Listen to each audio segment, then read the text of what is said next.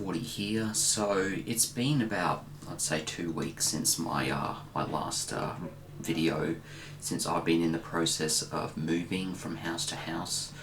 I could no longer afford the apartment that I was living in for just under 2 years, and I had to move back in with my parents and family. So there's been a bit of a definitely a lot more going on for me than usual. But anyway, I wanted to just get out another review about an album that I heard recently from a former band that I have loved a lot over the past decade and a half, and that is Daft Punk's 10th anniversary of Random Access Memories. So I pretty much loved this album the day that it came out. I think it is an incredible album, like a musical tribute to all the bands and musical styles that inspired the French duo. The 2013 album, it is a big departure from all their previous electronic work. And funnily enough, I never really found that Daft Punk were wholly focused on electronic as a whole. They seem to kind of branch out into other things when they feel like it, though the electronic style is definitely their comfort zone. Though they are known for mixing and sampling different tracks and putting different types of styles of music into their electronic sound font, which often makes their music sound a lot more natural and organic than a lot of other electronic artists of their time, after their time.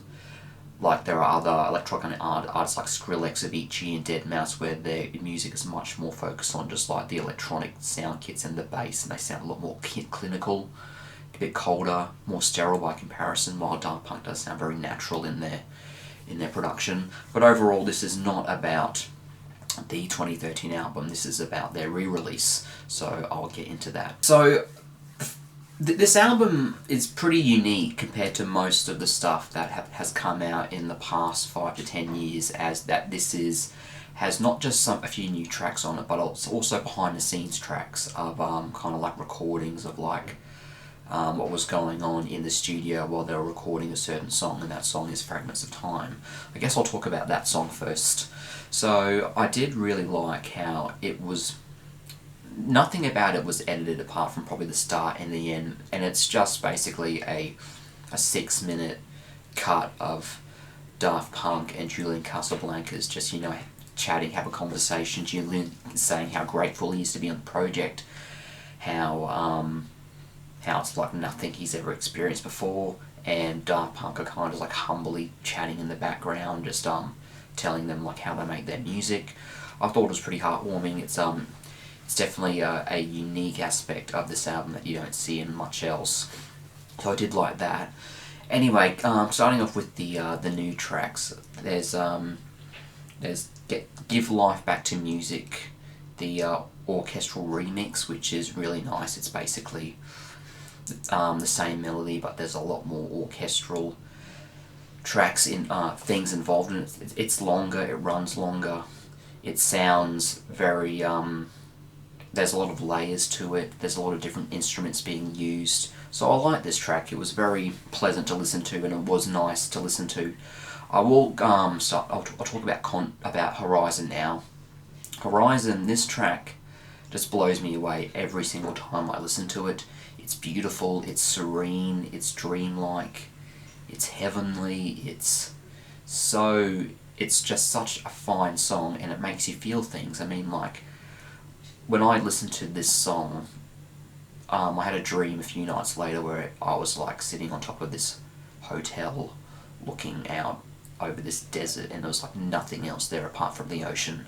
So yeah, I think if a track is able to do something like that to me, I would say that it is a powerful track. It is so beautiful and so just so majestic in its design, and it just really just leaves you feeling really uplifted and refreshed after it's over. It is pretty surprising that the rest of the world did not get this track apart from Japan. I think maybe Daft Punk likes Japan in particular. Maybe it's because they got the album a little bit later than the rest of the world. But I am happy that it is now accessible to the rest of the world apart from a YouTube video. So that's good. What else? Infinity Repeating. Now this is a song that does have a bit of a mystery and backstory to it. There has been a lot of speculation since the release of Ram 10 years ago that there was a few unreleased tracks, and a few years ago Julian Casablancas did say that there was one more track that they were working on that didn't make the final cut, and he said it was unique, it had like a jazz funk element to it, and it was very, very ethereal and very, one of the quieter songs, but it was a more subtle track, yet it was still a very unique track as well. And when you hear this, you can see why. This song got stuck in my head for almost 2 weeks after I first listened to it. It was just playing in my head over and over and over again on repeat for about a week or two. So there are not many songs these days that can do that. It really just kind of wormed into its way into my mind and just stayed there for God knows how long.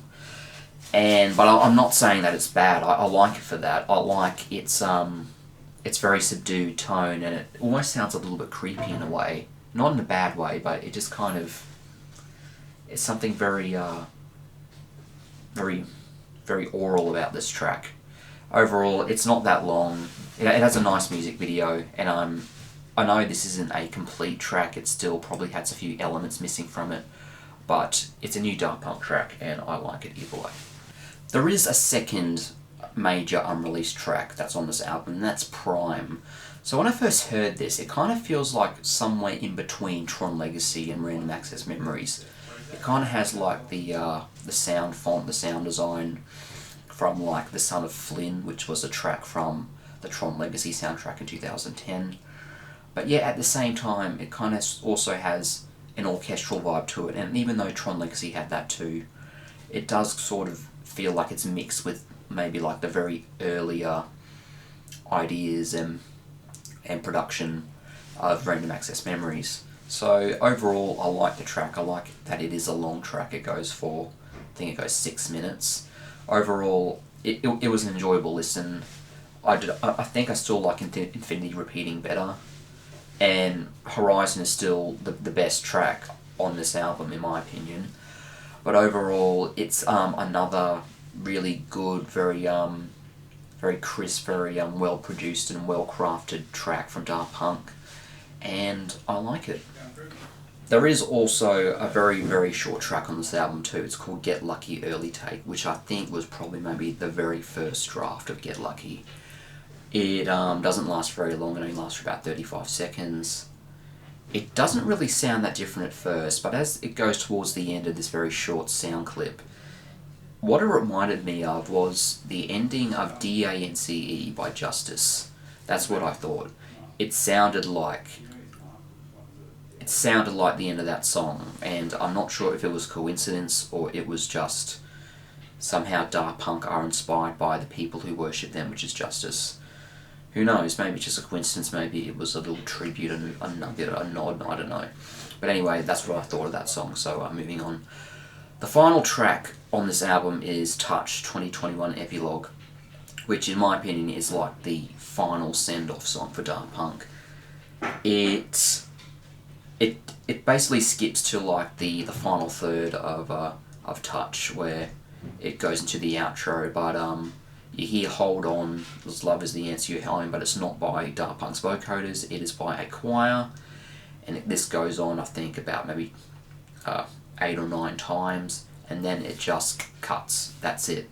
No fade, it just cuts to black, cuts to silence, and that's the end. So to me, I think this album in particular is the definition of a bittersweet album. It is basically the most bittersweet album that I can think of, not because of the content, but because of the context of the band themselves. Daft Punk are gone. They are disbanded. They have retired. They have gone away. They're no more. They're gone, and they're not coming back from the looks of it. And it's very sad because I've been a fan of Daft Punk since 2007. I was a friend of mine sent me a video of Daft Hands.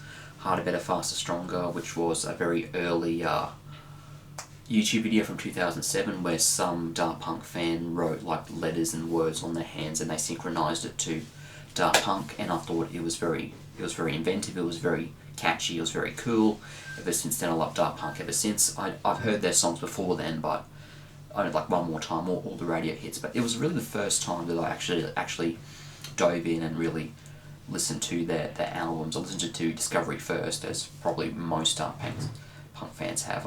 Not all of them, but that's usually the one that you gravitate to the most. And funnily enough, as soon as I got into Daft Punk, that's when I realised that their tour was over. So I missed out on the tour, literally by that much.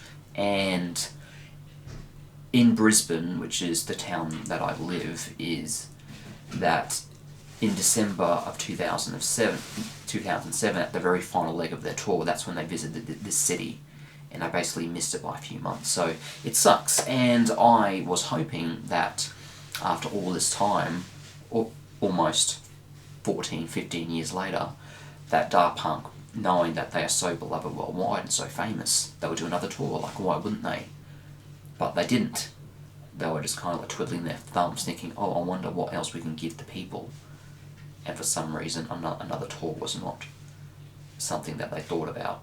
Maybe they thought they couldn't top it. I think that they could have, but we will never know, because that Alive 2007 tour, along with the Daft Punk Direct tour in the late 90s, was the only two live tours they ever did. I mean, like, think about Skrillex, think about deadmau5, Avicii. They all toured much more frequently than what Daft Punk did. So maybe that's just the mystery and the spectacle of it all, that it is rare to hear new Daft Punk music, very rare, and now we will never hear it again. So overall, I would rate this album a 9 out of 10. I really enjoyed what I heard on this album, and I think it is as close to perfect of a send-off that you can get, even though there really aren't that many others that I can think of. I already think that Random Access Memories is basically a perfect album as is. It sounds it's very flawlessly executed, and there really isn't a single song on it that I don't like. I guess I'm giving it a 9 because I am sad that this is also the last album that we're going to hear from them. There are going to be no more Daft Punk live shows. There probably will be some tribute shows in the coming decade, and they'll probably remix the Daft Punk songs in new ways that not even Daft Punk did in their 2007 tour.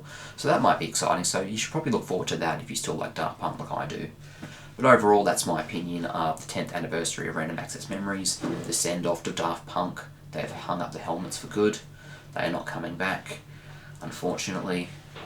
But that is their decision, and I support whatever they want to do next. So anyway, that's my review. Thank you for supporting the channel as always. You are awesome.